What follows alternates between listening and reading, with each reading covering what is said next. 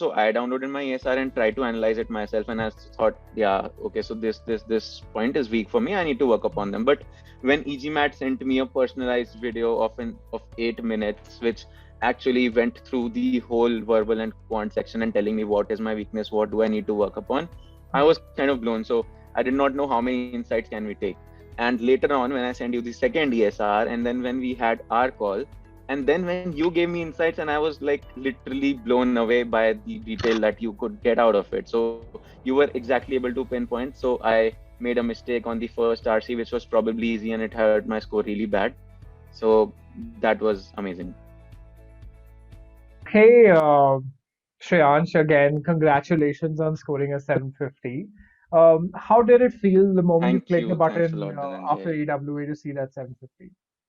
It felt surreal. So after my previous attempts, which did not go as well, I was kind of demoralized and was not hoping. I was just hoping for a 730 or plus, and when I got the 750, I was just, my mind was just blown, and I was like, okay, finally I'm done and dusted with this, and I can finally get ahead with my applications and researching about schools. Right, so it's one thing out of the way now. So let's talk about your previous attempts and how you studied, right? Let's talk about quickly on how did you kind of give the GMAT before? This was your third attempt. How did you go about preparing before? Yeah, so it was mostly about asking for advice from my seniors who had already appeared for the GMAT and referring to the materials they referred me to. So one was for sentence correction, I used SC Grail. For critical reasoning, I used Power Prep, CR Bible. Power score, sorry. Yeah. Okay. And for RC, honestly, there was no technique. It was just about practicing, and I was horrible at RCs.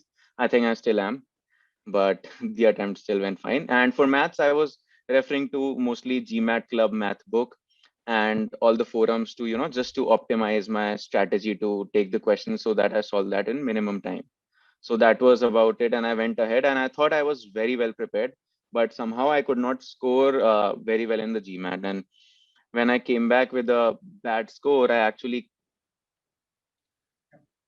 So when I came back with a bad score, I actually sent my ESRs to e-GMAT and they reviewed it. And I actually found that there were many structural gaps, which was, I was lacking some basic strong foundations, which I needed to work upon. So I was able to do the hard stuff or some things, but I was failing at simplest of questions as well. So So essentially, you that is gave how the it first happened. attempt. You self-studied. You picked up self-help books. You picked up this book, that book, and these are good books. This is good content as well. Yeah. How much time did it take you to kind of do this entire activity, and then what score did you get after doing this? Honestly, it took me around 2.5 months or maybe even three, Oh, and I ended up with a 650. It oh, was a Q50 V28. okay. And what was your approach after that? So the moment you got a 650, you got your ESR. What is the next thing you did? Okay, so after this, one of my seniors actually referred me to the e-GMAT course. He had already improved his score from 650 to a 730 or something like that. So I thought like, yeah, I can go ahead. And the reviews on GMAT Club were amazing, and Oh, it actually turned out amazing. So e-GMAT introduced me to, so their verbal content especially is so damn good. So especially sentence correction, it teaches you how to, solve questions based on meaning. It's a very meaning based approach. I was initially, when I saw reviews or videos of people, I was kind of confused, like what is this meaning based approach and how much can it help? But trust oh, me, it does wonders. My sentence correction improved, and just apart from sentence correction, it even helped me in CR and RC as well. So because it just changed the way I used to read sentences and comprehend them, and that like resulted in a lot of improvement in RC CR as well. got it. You did SC Grail, and then you did e-GMAT SC. What are the key pros and cons of each?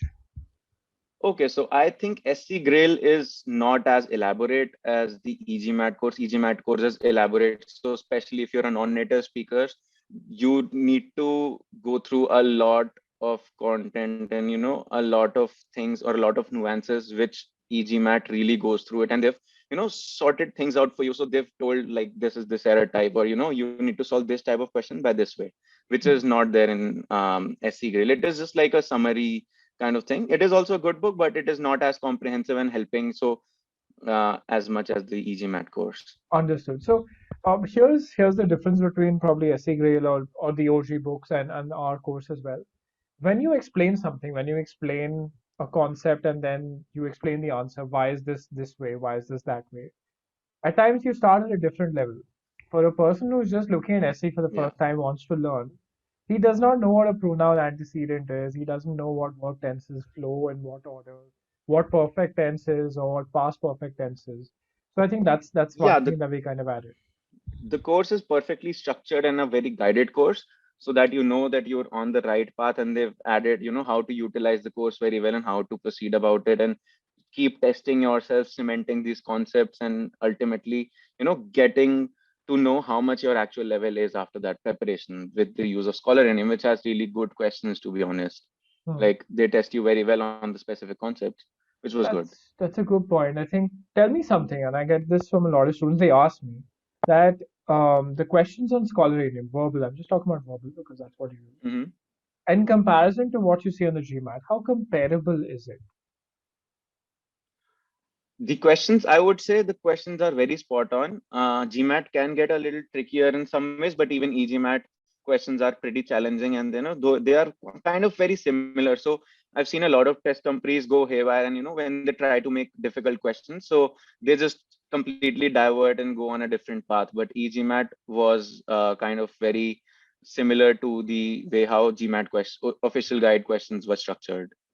You did the master comprehension course as well, right? A lot of people don't know Yeah. that this exists with us, and only this it's for paid users. Uh, was Yeah. that helpful in any way, in any which way? Yes, so I guess master comprehension course is like the building block of all the verbal questions. So it just changes the way how you start reading sentences a little slowly, and you comprehend the meaning so well. And it actually helps you a lot in general, just understanding complex sentence structures, because that is what GMAT is all about, right? They have like up to 35 words in per sentence, and that'll just get your mind boggled down with a heavy word. So you need to get slow and take a structured approach to read and take pause points and stuff. So it was really great. I think this meaning based approach and this master comprehension is what helped me improve in SC specifically, but even helped me a lot in CR, improving and understanding the argument. That's a really nice one because you didn't do the CR course. This kind of obviously helped aid kind of your CR skills as well, right? So you pointed out that you did Scholaranium. You practiced quite a few questions. You have fantastic metrics on Scholaranium as well, right? So I think I Yes. wanted to kind of show students here what your metrics look like. So let me just share my screen. And this is Yeah, precisely sure. what success looks like. So you basically practiced SC on Scholaranium. It is very, very specific, Hmm. right? And I mean, if when I look at these scores here, these are phenomenal. I mean, we'd never seen 90%, 90%, 70%. And if I look at hard level, if you're scoring 77% on hard SE questions, uh, my God, it's good. That means you absolutely have the meaning-based approach set in sand, and that's something that I kind of wanted to share with everybody here. Uh, you use Colranium. How did you use Colranium? Now we've seen that you focused on SC and a little bit on RC. How did you go about using the platform Colranium per se?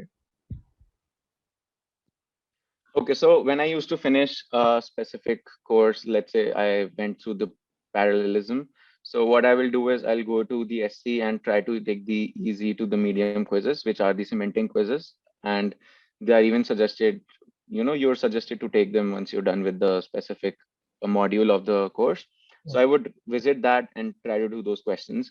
And once I've cemented that, I'll go on to the next chapter, on to the next module. And once I'm done with the whole course, I'll start attempting the medium questions and the hard questions, and that'll be initially it'll be still topic wise, and once I'm well done with the hard questions and I know that I'm able to perform, I'll just mix those questions up and start attempting them, so that I need to also identify specifically what is this question testing me on.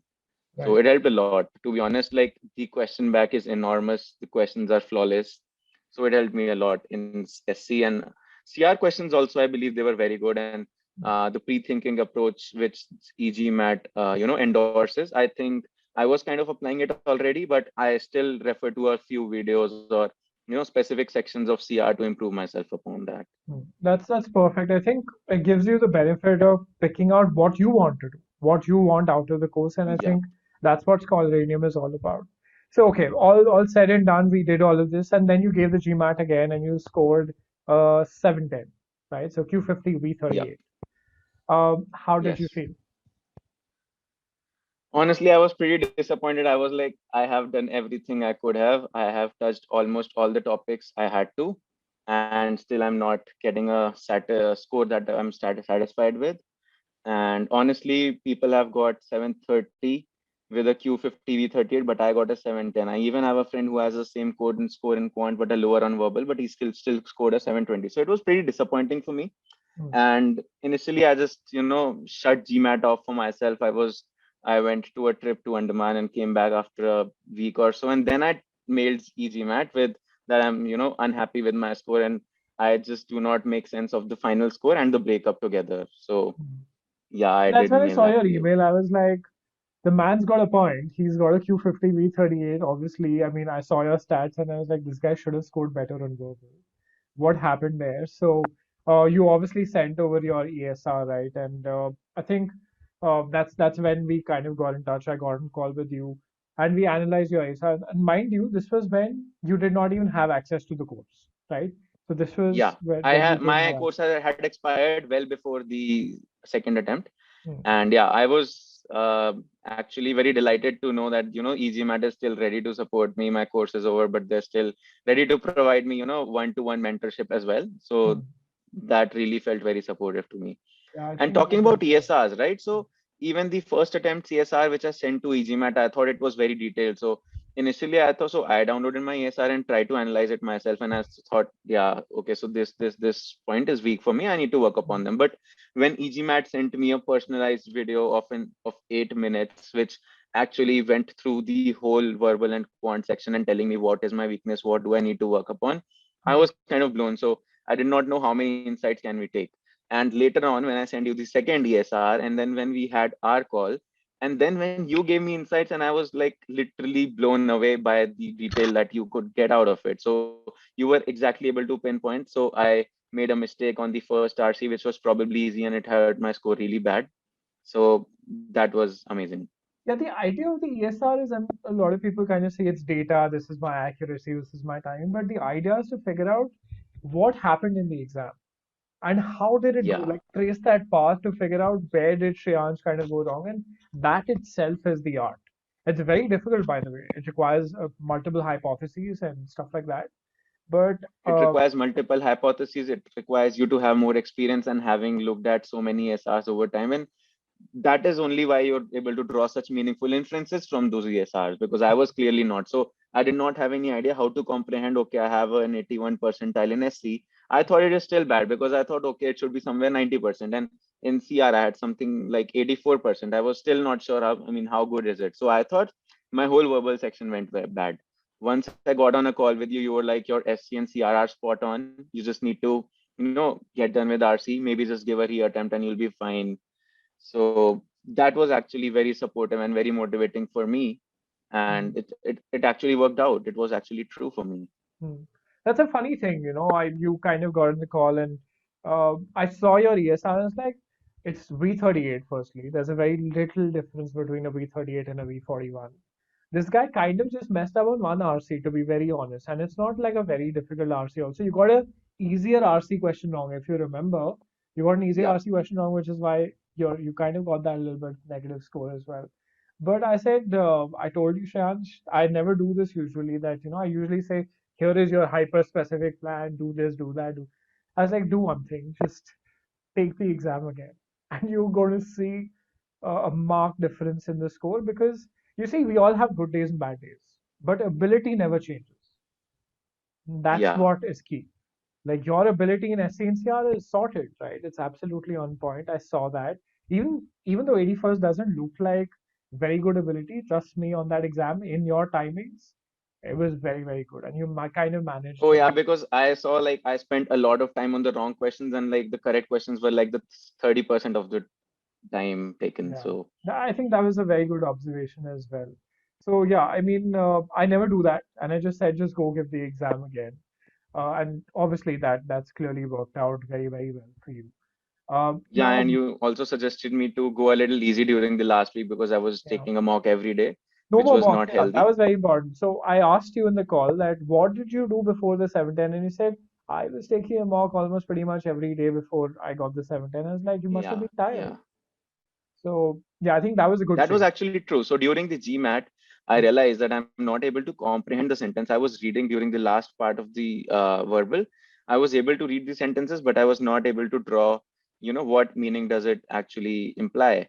Hmm. So that actually helped You're just and trying tired. to You're keep my fatigued. anxiety and stress levels low. Yeah, agreed. That's absolutely fair. And that's a very good observation. Now that you've scored a 750, you have a background in finance and quantitative finance per se.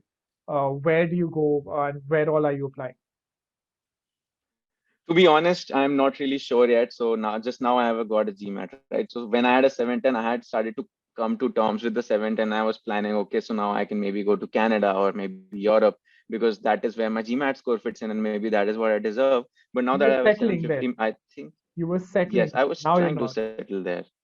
Yeah, now I'm not. So now I'm thinking, okay, now I have a 750. So now I can pretty much apply to any B school. Rest depends on my profile and how good my applications go. Hmm. So I'm more focused towards finance. So Wharton and Chicago both are my preferred colleges. But I'll try for mostly US top 10. But I'm yet to get into the process of, shortlisting the school. So I've been in touch with a few seniors, but I've not, you know, been involved that much into that process that I know, okay, so I just want to research more about schools and try to see where do I fit in well or which school Hmm. helps me the most. Got it. So I'm currently in that stage. Understood. I think you pointed out something very interesting and important. Networking with people you know or should know to the schools that you kind of want to go to is very important. Connect with them on LinkedIn, ask them, is your finance program good? Is my profile a fit?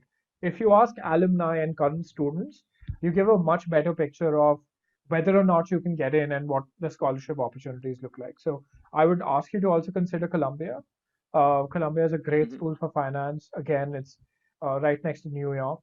Uh, again, Yeah, so finance. out of Columbia and NYU Stern, so what would you recommend? So Columbia, yeah, I come mean, on. It's an Stern, M7 school. okay, Columbia. Simple. I Yeah, mean, so with yours from where? because originally when I was in school, so my sister actually was going to NYU first. So I had thought very highly of NYU, but turns out things have changed a little bit and Columbia is actually ranked better Columbia's than better, Stern. but Stern is a very good school, mind you. It is a very good school, but Yeah, yeah, it again, is good. Columbia's M7. Columbia has done really well. Yeah, Yeah. Columbia's Columbia. So there's I will that. It's try like for the Columbia, difference. Booth and what. It's like the difference between I would say Harvard and Booth. The same thing. These guys they have a lot of Agreed. they have a lot of rivalry there, but again, Harvard is Harvard. Same thing with Columbia. But again, both Columbia and Wharton for sure. Wharton for you should be a bit like right on there, top of the list. So again, I Exactly. just wish you all the best Also, for your I'll app. Sorry. thank you. So I will just be looking at the alumni base and which one has stronger. So maybe 10, 15 down years down the line after an So, MBA. So you need MBA is also a lot about networking. So you need to have a very solid alumni base and a lot of people who are doing really well in their spaces so that later on the synergies just add up and help you out. true. That's a very good point. In fact, Wharton has an intake size of I think 930 students year on year. It kind of varies a little bit, but that's where Yep. you kind of have so many students. They have these 4 to 5 different cohorts. They kind of divide you up into once you get into Wharton. And you kind of then network within your cohort because 930 people is a lot, right? At the end of the day, you Is a can't lot. connect Yeah. with everybody. So, yeah, I think that'll be a great school that you should definitely try to get into. And again, wish you all the best for your applications, and I'm Thank super you. stoked Thanks a about lot, the result. Dhananjay. Thanks a lot for your, very specific guidance, like which was very specific to me, and it helped me a lot, honestly. And it worked exactly the way you had told me. And I I think was, I got a little lucky also, but yeah, I appreciate the kind words. It only works out when students do well, and I think you had a very, very big role to play in that as well. And Mhm. again, Thank all the you. best, and we're here to support you right till the end, till you get into B school. Thanks a lot, Dhananjay. Thanks a lot. Grateful for all the support.